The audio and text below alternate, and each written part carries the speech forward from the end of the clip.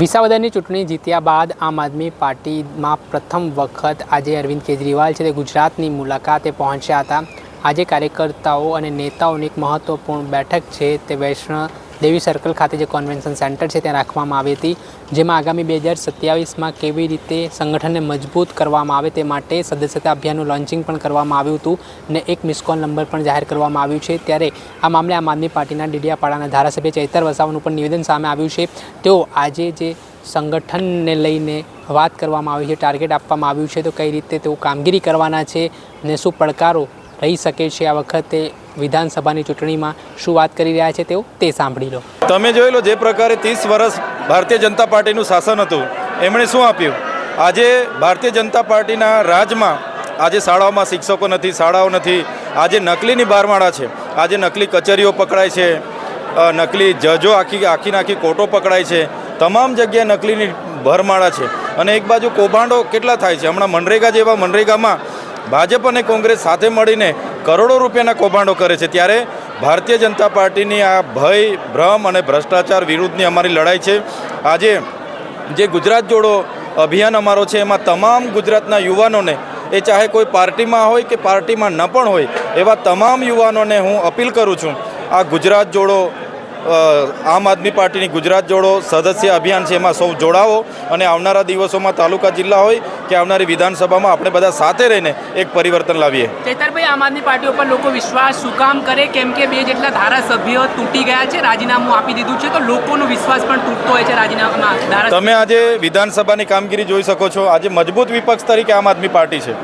આમ આદમી પાર્ટીએ ગુજરાતના તમામ વર્ગ હોય, ચાહે આદિવાસી હોય, દલિત હોય, વંચિતો હોય, પીડિતો હોય, આઉટસોર્સિંગના કર્મચારીઓ, ફિક્સ પેના કર્મચારી હોય, યુવાનોની રોજગારીની બાબત હોય, શાળાના શિક્ષકોની બાબત હોય, સ્કોલરશિપની બાબત હોય કે મનરેગા જેવા ભ્રષ્ટાચારોની બાબત હોય, આમ આદમી પાર્ટીના ધારાસભ્ય હર હંમેશ લડ્યા છે અને આજે 1-2 ધારાસભ્ય ભૂપતભાઈના જવાથી ત્યાં અમારા મજબૂત ધારાસભ્ય ગોપાલભાઈ ચૂંટાયા છે।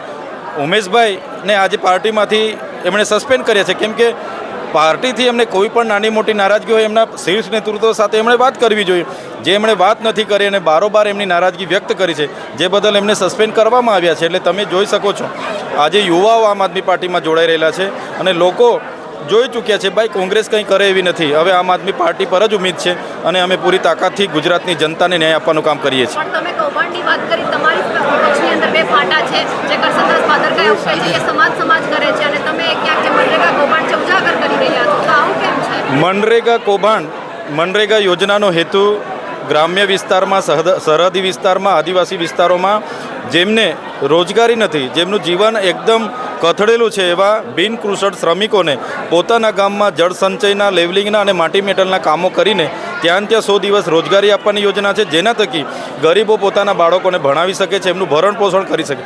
આવી યોજનામાં ભારતીય જનતા પાર્ટીના મંત્રી, એમના નેતાઓ અને કોંગ્રેસના નેતાઓ સાથે મળીને જો કૌભાંડ કરે ત્યારે એ ભ્રષ્ટાચાર એ કોઈ જ્ઞાતિનો ભ્રષ્ટાચાર નથી, કોઈ વ્યક્તિ વિશેષનો અમારે વિરોધ નથી કે કોઈ જ્ઞાતિનો અમારે વિરોધ નથી, પણ જે પણ લોકોએ ભ્રષ્ટાચાર કર્યો છે એવા તમામ લોકો પર કાર્યવાહી થાય એ અમારી માગણી છે।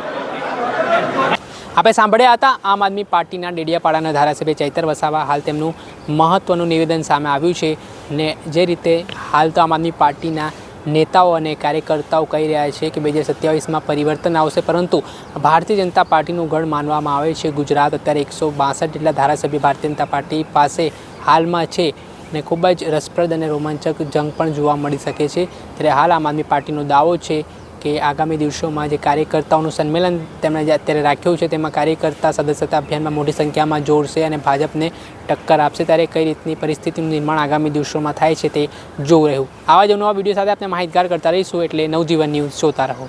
વૈષ્ણવજન તો તેને કહી